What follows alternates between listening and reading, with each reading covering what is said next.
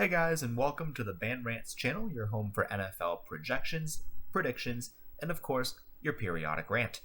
And in this video, we're going to be talking a little bit about the Chargers 2021 schedule. I'm going to do my predictions.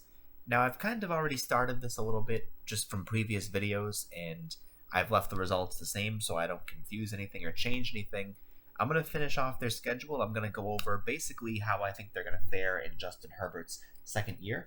But before I do, if you're new to the channel, please make sure to subscribe to the channel, leave a like on the video, leave a comment down below, and we'll go ahead and get started. So, opening up the season at the Washington football team. Now, the Chargers have been a better road team, in my opinion. That could change with Justin Herbert's second year.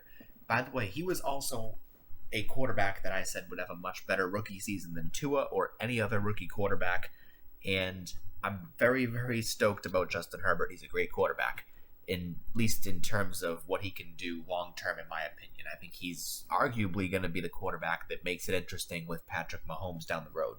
But anyway, at the Washington football team, I know their defense is really good. I think they have the, second ranked defense overall last year, and I'm not kidding.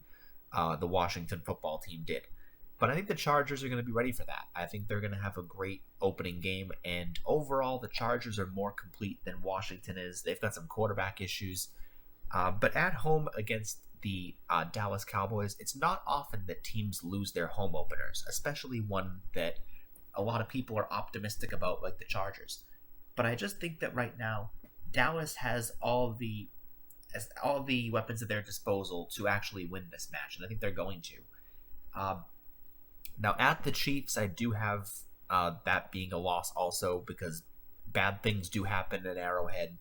I know they were able to, I think, win this game last year, but I think that was when they rested their starters, them being Kansas City, so that's a bit of an outlier. I don't necessarily count that. Now, this this two-game losing streak might seem a bit odd, but I think the Raiders are going to probably win this one in LA. Same thing with the Browns.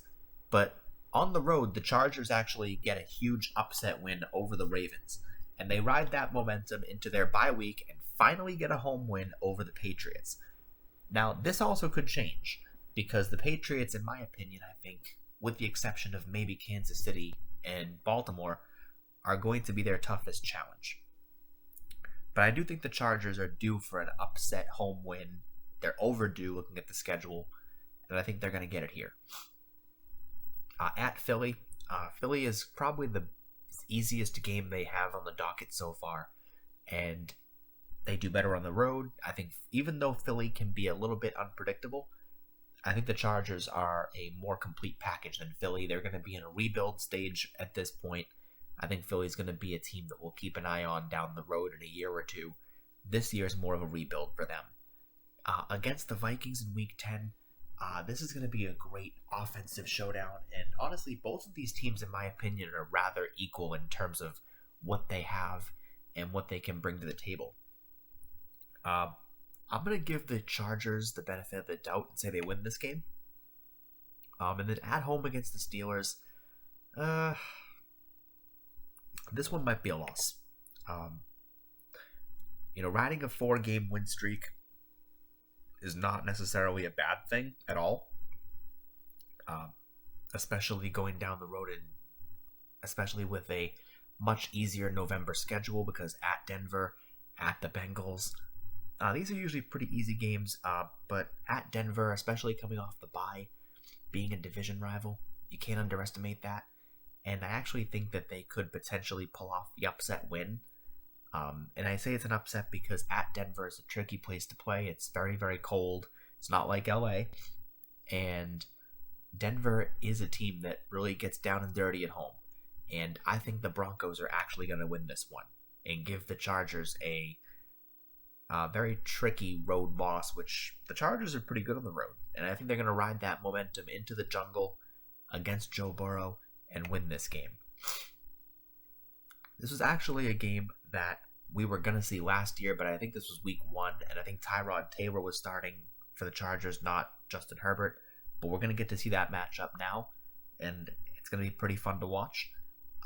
Hosting the Giants, This one I think that they can actually pull off. But then on a short week, I think the Chiefs are going to win. Even though they're still at home, that's not necessarily a good thing. At the Texans, I think they'll win, and then they'll be able to win against the Broncos at home as well, and they'll be able to split the series. And if you're following along, it's not the greatest divisional record, which is what puts them in third place in the division at 10-7 based on my previous predictions. But this is not a bad record. And especially for the Chargers that lost Hunter Henry, this is a probably best case scenario outlook. And there's a couple of games that could change. That Patriots game could flip. That Ravens game could flip. They could even potentially flip a couple of games in their favor. They could flip one of the Chiefs games. They could flip the Steelers loss. But I think 10-7 right now is an accurate look at what the Chargers can do. I'm also putting a lot of this on how Justin Herbert develops. I might be giving him too much credit, but I really think he's due for great things in year 2. And I'll see you guys in the next one.